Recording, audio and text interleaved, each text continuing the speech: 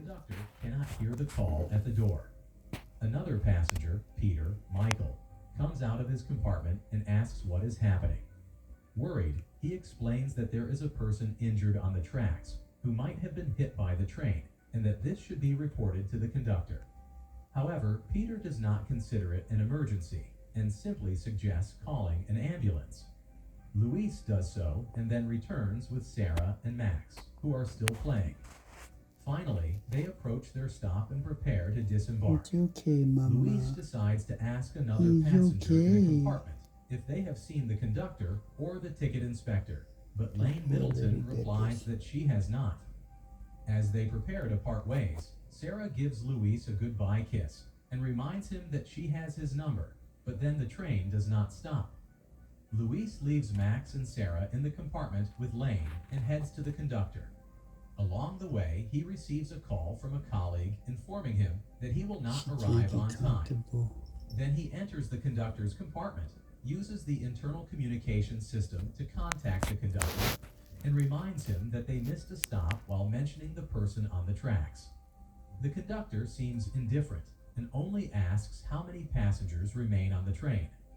Luis replies that there are 6, and the communication ends abruptly.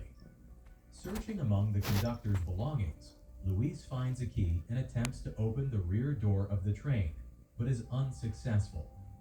Peter notices and warns Luis that he will call the police if he continues causing trouble. An irritated Luis explains that the conductor skipped the stop. At that moment, they are interrupted by a deafening horn sound. Luis returns to the carriage and reaches for the emergency brake. Peter tries to stop him, but Luis pushes him. Peter then realizes that the train also missed its stop and engages another emergency brake, but neither brake works and the train continues to accelerate. Realizing that something is wrong, Luis and Peter try pulling other emergency brake levers, but none work. At that moment, Yankovsky joins them, confused about what is happening. Luis realizes that the brakes have no pressure and suspects that the man in the orange vest he saw earlier might have tampered with them. Suddenly, Peter notices that Jankovsky is wearing a similar vest under his jacket. Jankovsky explains that he works as a cleaner for the London Metro and insists that he did not get off the train or touch the brakes. In response to their accusations, he suggests that the same person controls those directions, which means that there could be a locomotive in operation with brakes at the rear of the train. He tries again to open the rear door, but the keys do not fit. They look on, confused by his futile attempts, wondering why Luis does not simply go to the conductor. Then Peter appears in the corridor, advising against touching the door in order to avoid interfering with the police investigation. Ignoring him, Yankovsky pulls the door with his hand, which surprisingly is not locked. The passengers head to the empty conductor's cabin at the rear, while the train speeds past its final station. Luis tries to find the brake, but accidentally activates the horn, alerting the person controlling the train of his location. They try all the levers, but soon realize that they cannot stop the train. Peter urges them to trust the police, who might cut the power to the rails.